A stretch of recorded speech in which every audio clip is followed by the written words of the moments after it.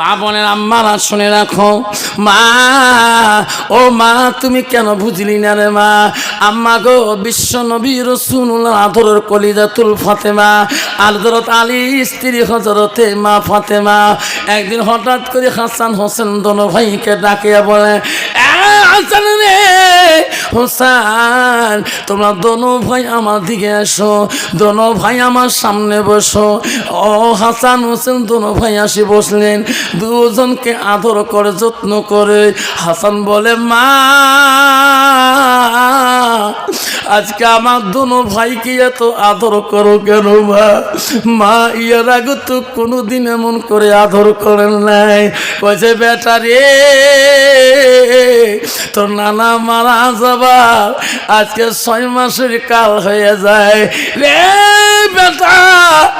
আমি ফাতেমা সময় নাই পৃথিবীর জমিনে থাকা, তোমরা দুই জমন আদরের কলিজার টুকরা। বেটা রে আজকে জনমের আদরটা করে যাই, কবরে গেলে তোমাকে আদর করবে। দোনো ভাই কান্না শুরু করে দিলেন। হযরত ফাতেমা এত সুন্দর করে পানি আনিয়া দোনো ভাইকে গোসলের ব্যবস্থা করে দেয়। হোসেন বলে, মা গো আজকে আমাকে এত যত্ন করি কেন আম্মা গোসল করে দেন? আম্মা আজকে আমার দোনো ভাইকে এত কেন যত্ন করেন মা, গোসল দেয় দেন? মা ইয়ার আগে তো কোনোদিন এইরকম যত্ন গোসল দেন নাই। হযরতে ফাতেমা বলছে, রে বেটা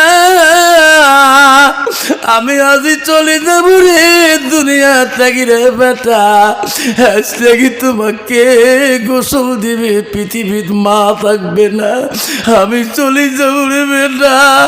আজকে জন্মের গোসলটা দিয়ে যায় পৃথিবীর জমিনে মা করে ডাকিল আর মা পাবা না। মা নামিটি অতি মধুর ভুলিও না রে ভাই, মায়ের মতো আপনজন পৃথিবীতে না। মা আমাকে জন্মের গোসল দিবা? হ্যাঁ।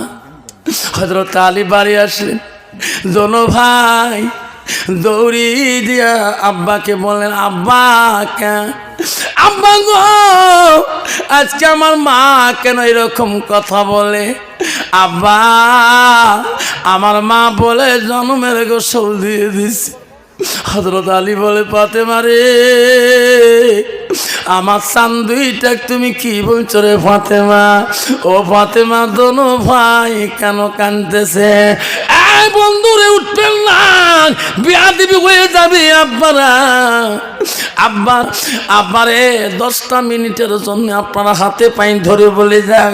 হযরত আলী ফাতেমাকে বলছে, ফাতেমা রে আমার আদরের সন্তান দুইটা তুমি কি বলছো রে বিবি? দোনো ভাই কেন ইনয় বিনয় ভাবে আমার কাছে কাঁদতেছে?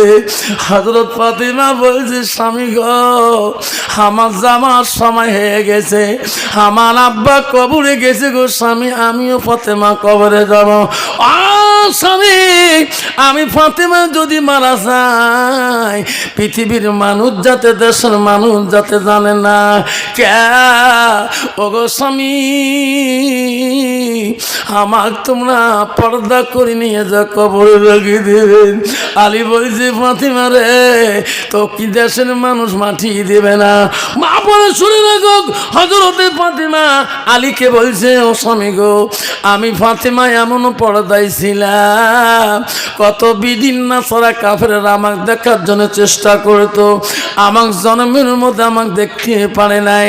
ওগো স্বামী আমি যেদিন মারা যাব কত বেঈমান না সারা মুসলমানের রূপ নিয়ে ওই রকম টুপি পরি মুসাল্লি ভাসি নিয়ে আমার জানাজার শারীক হয়ে দাঁড়াবে, খারাপ কল্পনা করবে।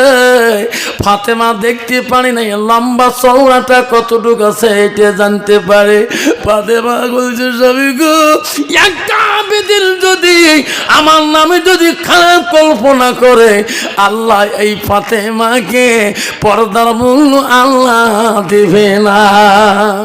ওগো স্বামী, আমি মারা যাওয়ার পরে দেশের মানুষ যাতে কেউ জানে না।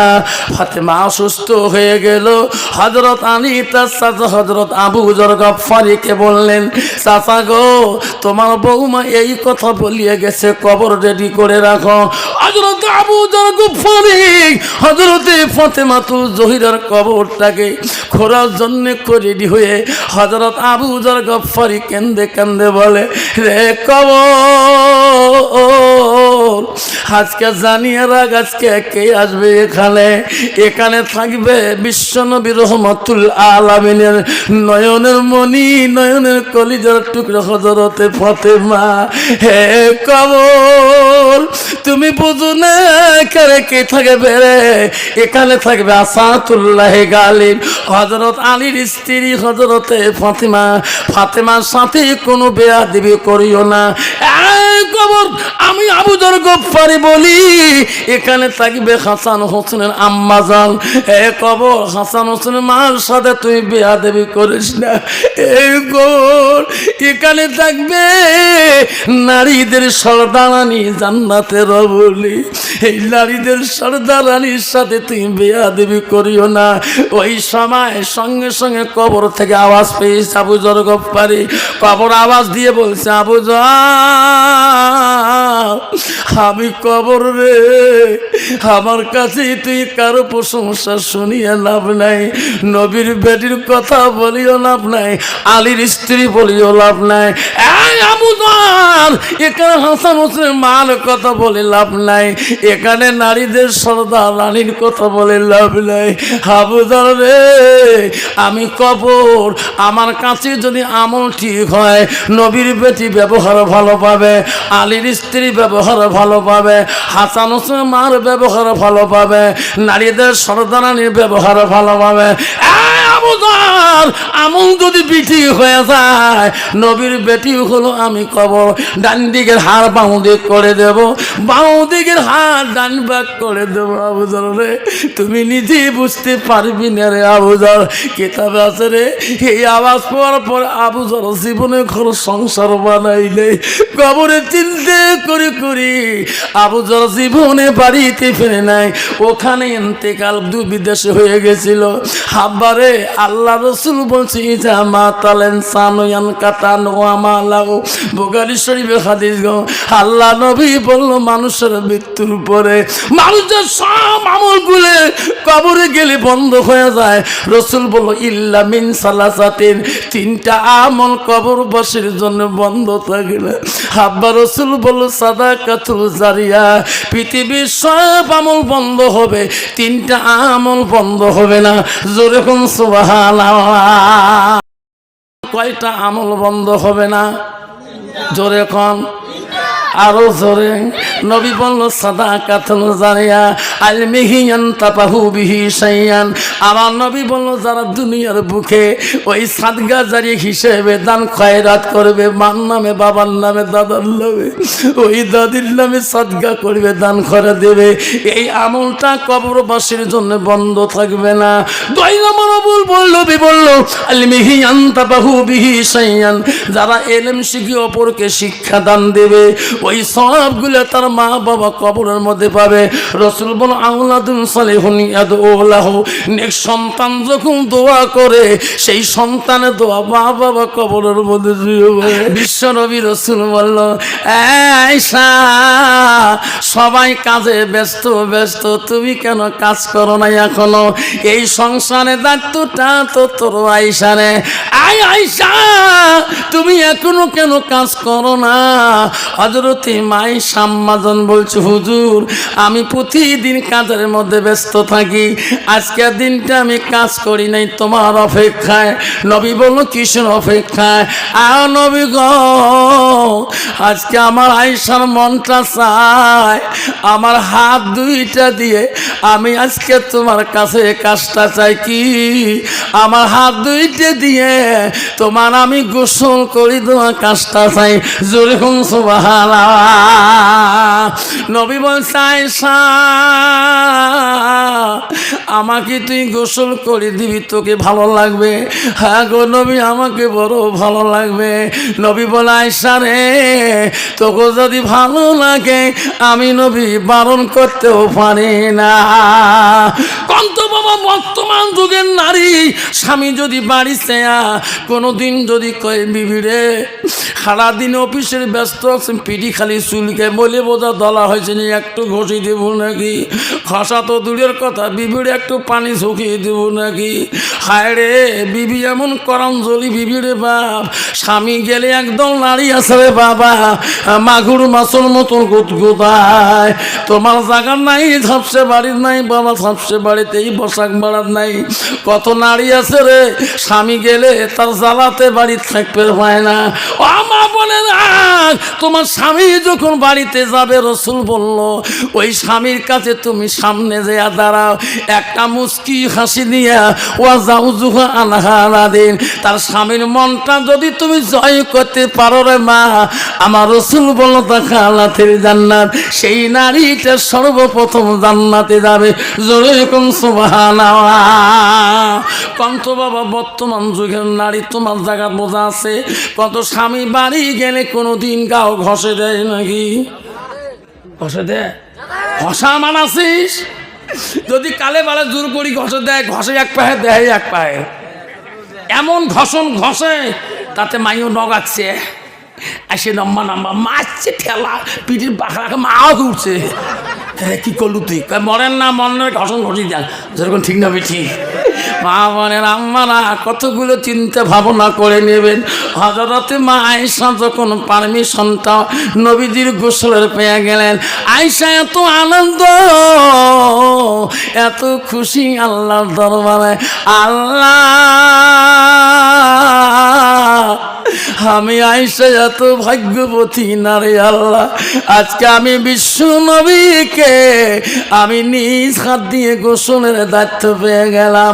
আয়েশা 2 মস্ক পানি আনিয়া ওই জলচকির কাছে আনিয়া রাসূলুল্লাহকে বসিয়া দিয়া আয়েশা নবীজির গার মধ্যে পানি ঢালি ঢালি দেয়। আয়েশা মনে মনে বলে আল্লাহ আমি আয়েশা বড় ভাগ্যবতী নারী আল্লাহ আজকে আমার হাত দুইটি দিয়া আমি রসুলের গা মোবারকটা বলা শক্তি পেয়েছি। জোরে কোন সুবহানাল্লাহ। আয়েশা এমন খুশি এত আনন্দ আয়েশা যখন নবীর গায়ে পানি ঢালি দেয় ওই পানিগুলো জলচকির থেকে নিচের দিকে গড়িয়ে গড়ে যায়। ওই পানিগুলা যখন যায় মাটি নরম হয়ে যায় গো সামনের জলচকির পায়াটা দাবিয়ে যায় গো। আমার রসুল দেখলো সামনের পায়া মাটিতে নামিয়ে গেল। আমার নবী আস্তে করে পিছন দিয়ে একটু সরে বসলেন। আয়েশা আনন্দ খেয়াল করে নাই সামনের পায়া যখন ফসল হয়ে গেছে আয়েশা ডান দিকের পাটা ওই জলচকির পায়ার নিচের দিকে গেছে। আয়েশা খেয়াল করে নাই নবীজি যখন দেখলো পিছনটা পায়া দাবিয়ে যায় আমার নবী তখন সামনের দিকে এগিয়ে বসে আগার সাথে বসে সাথে রে আয়েশা আম্মা জলের ডান দিকের বড় আঙুলটা ওই জলচকির পায়া নিচে আটকিয়ে যায়। আয়েশা একটা শব্দ করে নাই একটা শব্দ পর্যন্ত করে নাই। আয়েশা গোসল দিয়েছে আয়েশা গোসলে নবীজি বড় খুশি।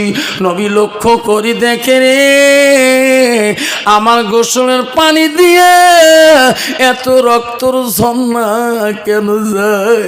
নবী বলে আয়েশা আমি নবী জীবনে একাই কত গোসল দিয়ে করেছিলাম, কোনদিন আমি আমার গোসলের পানিতে রক্ত দেখি নাই রে আয়েশা। আজকে তুমি আমার গোসল দিতেছ, আমার গোসলের পানি দিয়ে রক্তর ঝর্ণা কেন যায়? আয়েশা কথাও বলে না, খালি গোসল দিয়ে দেয়। নবী বলে রে এতক্ষণ আয়েশা এত আনন্দ, এখন কেন আনন্দ না করে গোসল দেয়? আমার নবীজির মুখটা আয়েশার মুখের দিকে তাকাইয়া দেখা শুরু করলেন। নবী তাকাইয়া দেখে রে আয়েশা দুই চোখ দিয়ে পানি ছাড়ি দিয়েছে, বুক ভিজে যায়, তবু রাসূলুল্লাহ গোসল বন্ধ করে না। যেরকম সুবহানাল্লাহ।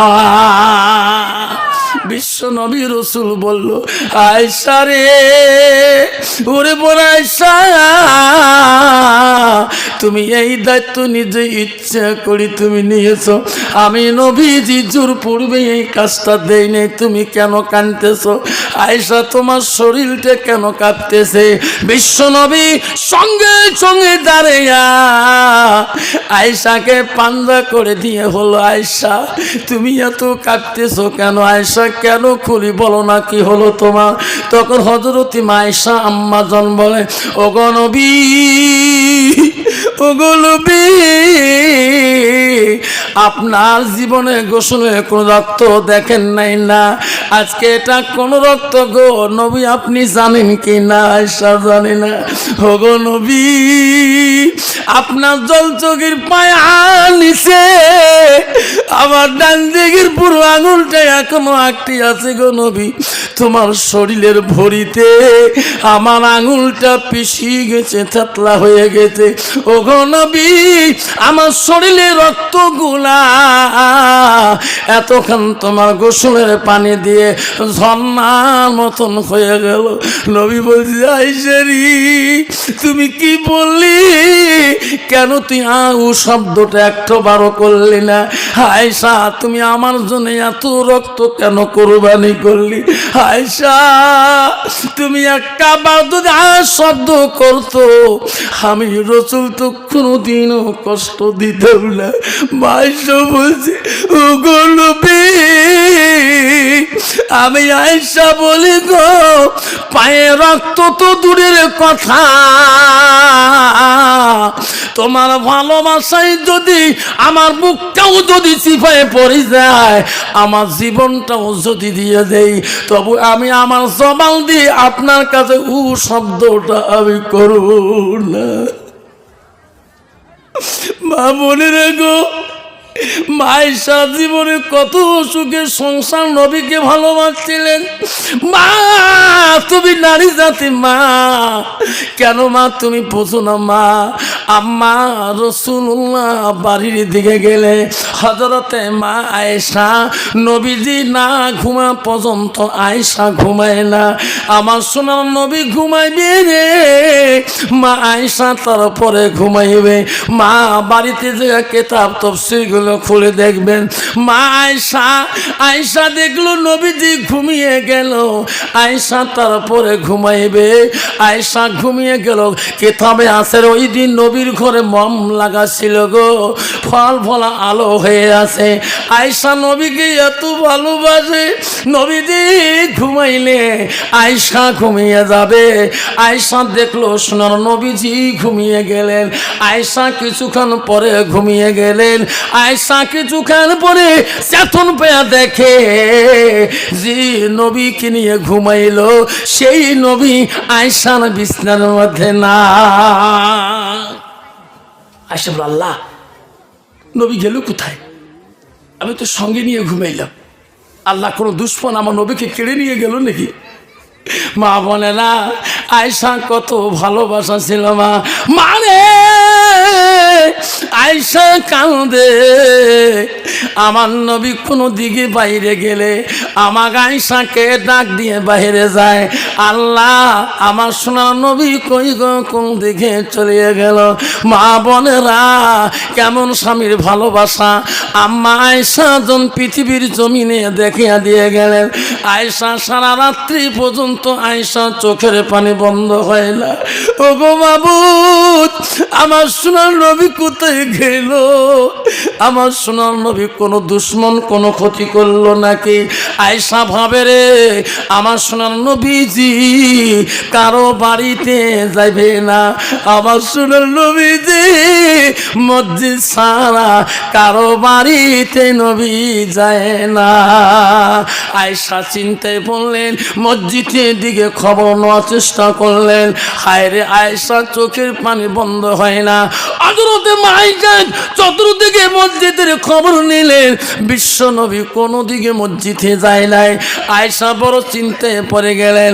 আয়েশা সোজাই মসজিদ থেকে ফেরার পথে জান্নাতুল বাকি নামে একটা কবরস্থান আছে, ওই কবরস্থানের দিকে আয়েশা একবার তাকিয়া দেখে রে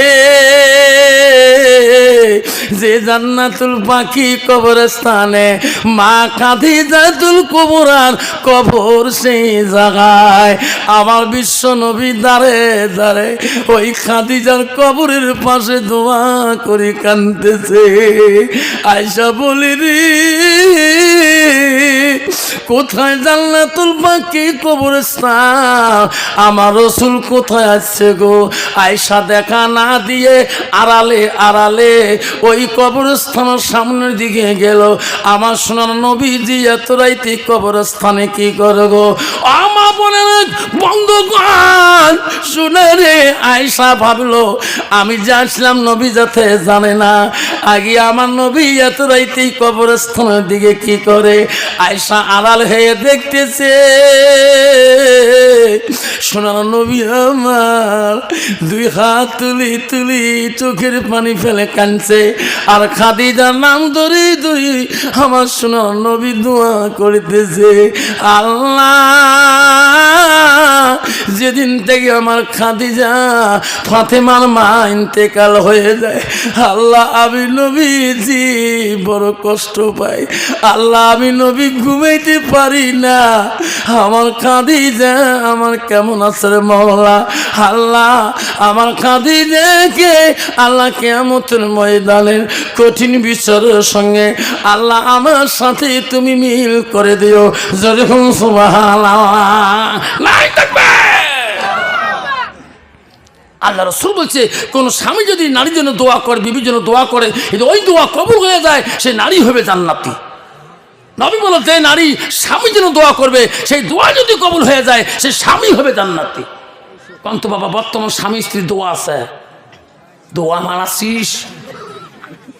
বর্তমান নারী দোয়া করে সবাই গেলে মরে বু, সবাই গেলে মরে জানিস আগমনী পুলিশ পা ডাকবে গাড়ির তো পরেই মরে না কে মোরা হাউস উঠে মাঝে মাঝে ভিডিও হবার, যেরকম ঠিক না ঠিক মা বোনে না আমার শনি ডাকের কষ্ট হয়েছে বাবা, কষ্ট হয় কার কার কষ্ট না হাত তুলি দেখাই তো হুজুর কষ্ট না হয়, কষ্ট হয় কি না তকবির লাগা নাই থাকবে।